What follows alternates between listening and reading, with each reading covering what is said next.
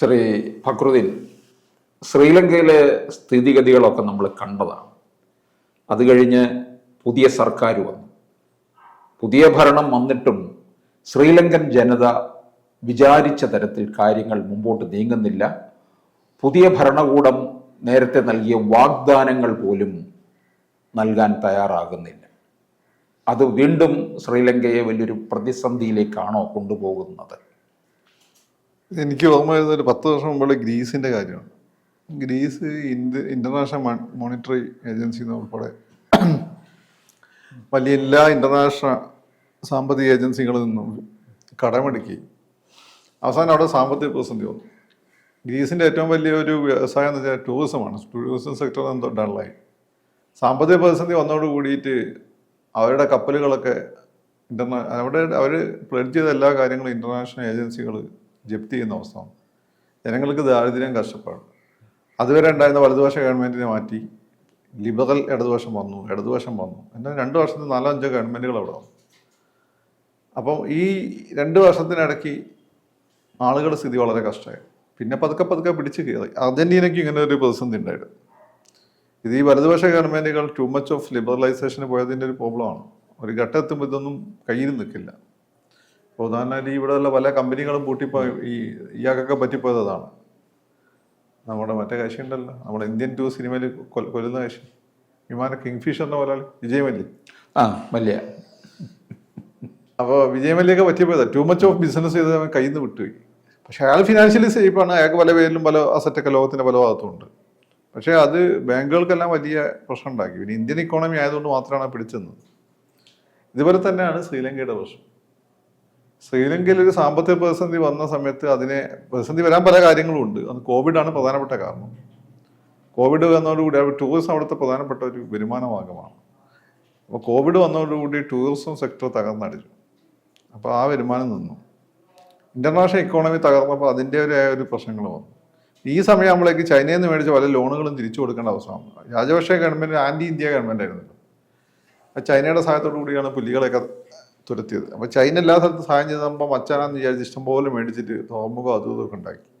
ഈ tourism sector ഡള്ളായ സമയത്ത് ഇത് തിരിച്ചടയ്ക്കാൻ പറ്റുക. ചൈനക്കാർക്ക് എന്ത് രജപക്ഷെ, അവരുടെ അസറ്റുകൾ ഫ്രീസ് ചെയ്ത് അവർ ഏറ്റെടുത്തു. ഇങ്ങനെയാണ് അവിടെ സാമ്പത്തിക പ്രതിസന്ധി വന്നത്. അപ്പോൾ അത് അന്നത്തെ അവിടെ ഉണ്ടായിരുന്ന വലതുപക്ഷ ഗവൺമെൻറ്റുകളുടെ ഈ പറയുന്ന രീതിയിലുള്ള ദൂരത്തിൻ്റെയും മുൻകൂട്ടി കാര്യങ്ങൾ കാണാൻ അവർക്ക് പറ്റിയിട്ടുള്ള പരാജയത്തിനൊക്കെ പ്രശ്നമാണ്. ഗ്രീസ് ഒരു ടിപ്പിക്കൽ കേസാണ്. ഇതേ കേസ് ഇത്തരം സാഹചര്യം ആളുകൾ ഇടതുപക്ഷത്തെ എന്ത് ചെയ്യും? അതുവരെ വെറുത്തിരുന്ന ഇടതുപക്ഷത്തെ എന്നാൽ ഇവന്മാർ എന്ത് ചെയ്തു കഴിഞ്ഞാൽ അവർക്ക് കൂട്ടി. ഇതാണ് ഇപ്പോൾ ശ്രീലങ്ക കണ്ടത്. അതവിടെ നമ്മൾ ഗ്രീസിലും കണ്ടിട്ടുണ്ട്. പക്ഷേ റിസോഴ്സസ് ഇല്ലാതെ ഇടതുപക്ഷമാണെങ്കിൽ അവർക്ക് എന്ത് ചെയ്യാൻ പറ്റും? ജനങ്ങളുടെ ശീലത്തിൽ നിന്ന് പിന്നോട്ട് പോകാൻ പറ്റില്ല. അവർക്കത് മെയിൻറ്റെയിൻ ചെയ്തു പോകണം. സ്റ്റാറ്റസ് കോ മെയിൻറ്റെയിൻ ചെയ്യണം. അത് ശീലമാണ്. ആ ശീലത്തിൽ നിന്ന് അവർക്ക് പിന്നോട്ട് പോകാൻ പറ്റില്ല. എന്നാൽ റിസോഴ്സസ് ഇല്ലാതെ ഈ ഗവൺമെൻറ് മുന്നോട്ട് പോകാൻ പറ്റില്ല. ഇടതുപക്ഷം അവിടെ മുമ്പേ വരേണ്ടതായിരുന്നു. അതിശക്തമായ ഇടതുപക്ഷ മൂവ്മെന്റ് ഉണ്ടായിരുന്ന സ്ഥലമാണ്. അവിടെയുള്ള ഇടതുപക്ഷക്കാർ എത്ര ഭീകരമായിട്ടാണ് കൊന്നുകളഞ്ഞു.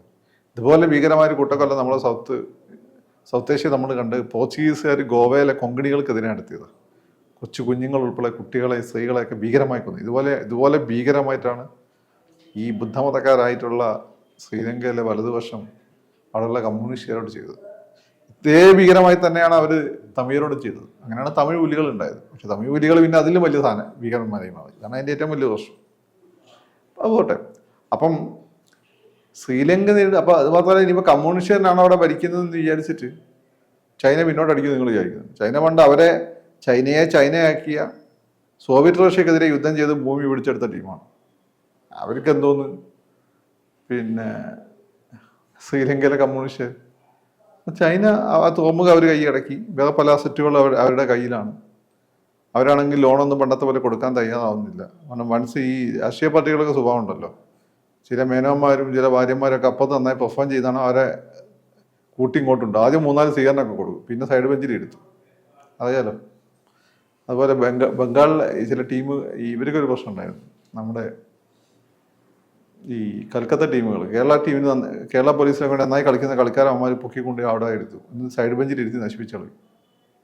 അകപ്പാടെ ഇന്ന് രക്ഷപ്പെട്ടു പോയത് നമ്മുടെ IM വിജയൻ മാത്രമാണ്. IM വിജയൻ അവിടെ എന്താരായി. ഇതെന്ന് വെച്ചാൽ ഇവിടെ അവരുടെ ഉപയോഗം നടക്കരുത് എന്നതിന് വേണ്ടിയിട്ടാണ്. അപ്പം അതുപോലെയാണ് ഈ ചൈനയുടെ കാര്യം. അപ്പോൾ പിന്നെ മാത്രമല്ല ഇന്ത്യയുമായിട്ടുള്ള അവരുടെ റിലേഷൻഷിപ്പ് വളരെ സ്ട്രെയിൻഡ് ആണ്.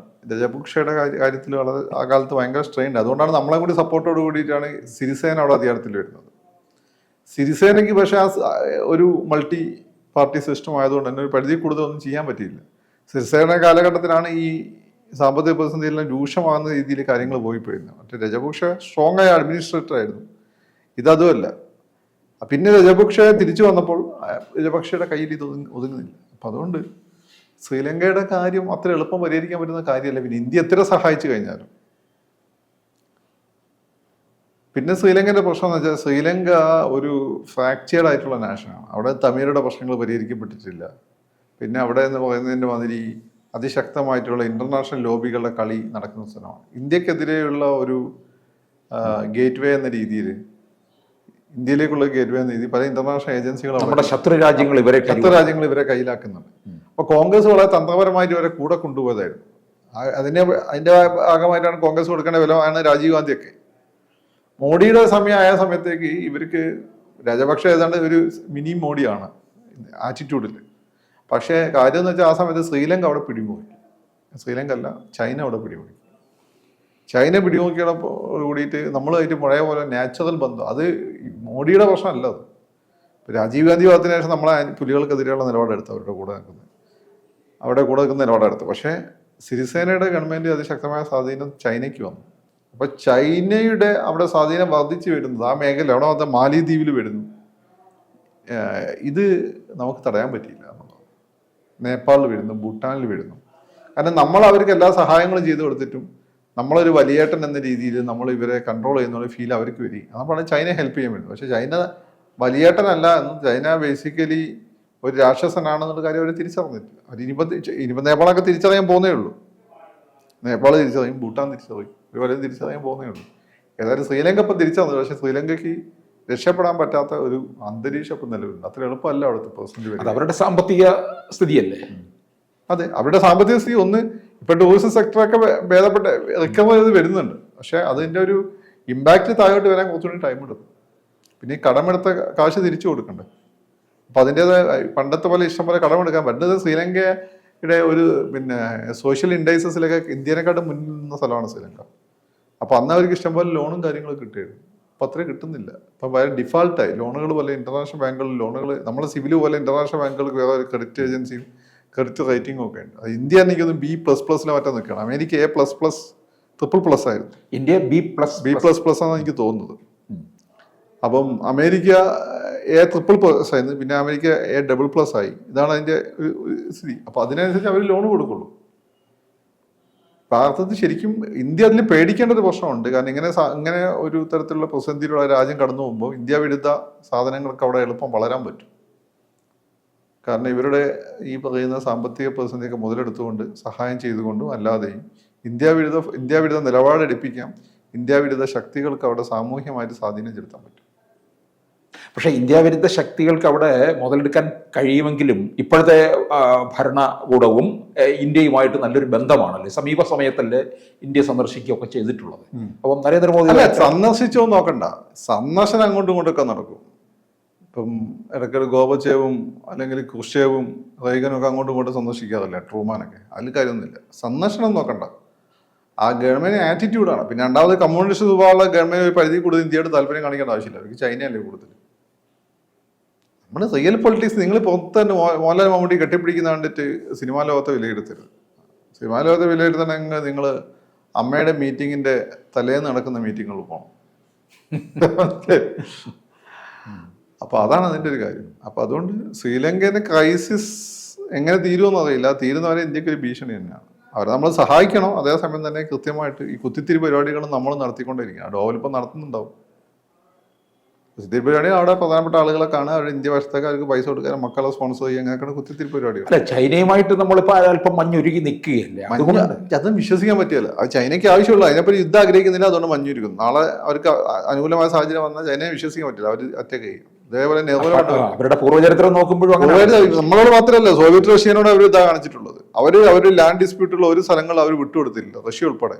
എല്ലാം തന്നെ അവർ പറഞ്ഞ പോലെ തീർന്നിട്ടുള്ളൂ. പിന്നെ അവർ ഇന്ത്യനോട് തീർക്കാൻ പോകുന്നു. അത് നമ്മൾ തെറ്റിദ്ധാരണ. ഈ ചിരിക്കുന്ന ഒന്നും കണ്ട് വിശ്വസിക്കാൻ ഇപ്പോൾ ട്രംപുമായിട്ടും അവരൊരല്പം വരസൽ തുടങ്ങിയിട്ടുണ്ട്. ട്രംപുമായിട്ട് നന്നാൻ വേണ്ടിയിട്ടാണ് ഇന്ത്യയായിട്ട് നന്നാകുന്നത്. ഇന്ത്യയും ട്രംപുമായിട്ട് നല്ല ബന്ധമെന്ന് അറിയാം.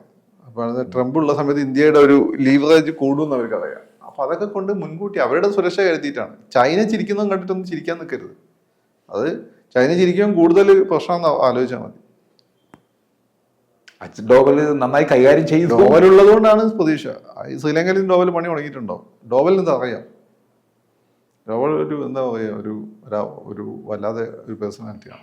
പക്ഷെ അങ്ങനെ നമ്മുടെ ശത്രു രാജ്യങ്ങളുടെ ഒരു പിന്തുണ അവർക്ക് കിട്ടിയാൽ പോലും അത്ര തരത്തിൽ ശ്രീലങ്കയ്ക്ക് നമ്മളോട് ശ്രീലങ്ക നമുക്ക് അറ്റാക്ക് ചെയ്യുന്നില്ല. അതിനുള്ള ശേഷം ശ്രീലങ്കയ്ക്ക് ഇല്ല. പക്ഷേ ഇന്ത്യ വിരുദ്ധമായിട്ടുള്ള പ്രവർത്തനങ്ങളുടെ കേന്ദ്രമായി ശ്രീലങ്കനെ മാറ്റാം. നമ്മുടെ സൗത്ത് ഇന്ത്യയിൽ വളരെ പ്രോക്സിമിറ്റി ഉള്ള സ്ഥലമാണ് ശ്രീലങ്ക. 10-15 കിലോമീറ്റർ മറ്റേ ഉള്ളൂ ഈ മുനമ്പെന്ന്, ഈ പറയുന്ന മുനമ്പില്ലേ, രാമേശ്വരത്ത് നിന്ന്. മാത്രമല്ല ഈ സൗത്ത് ഇന്ത്യയിൽ ഇന്ത്യ വിരുദ്ധ എലിമെന്റ്സ് വളരെ ശക്തമാണ്. ഇന്ത്യ വിരുദ്ധ American elements, element, Pakistan element, ഇതൊക്കെ വളരെ ശക്തമാണ്. China element, Chinese element. ഞാൻ കൂടുതൽ വിശദീകരിക്കുന്നില്ല, മനസ്സിലാക്കിയത്. ഇന്ത്യ വളരെ ശക്തമാണ്. അപ്പോൾ സൗത്ത് ഇന്ത്യയിൽ ഒരു അൺട്രഷൻ ഉണ്ടാക്കാൻ ഇന്ത്യക്ക് ഏറ്റവും നല്ലൊരു ഗേറ്റ് വേ ആണ് ശ്രീലങ്ക. അതാണ് അതിന്റെ പ്രശ്നം. കൂടുതൽ വാർത്തകളും വിശേഷങ്ങളും നിങ്ങളിലേക്ക് എത്താൻ ABC മലയാളം സബ്സ്ക്രൈബ് ചെയ്യുക, ബെൽ ബട്ടണും അമർത്തുക.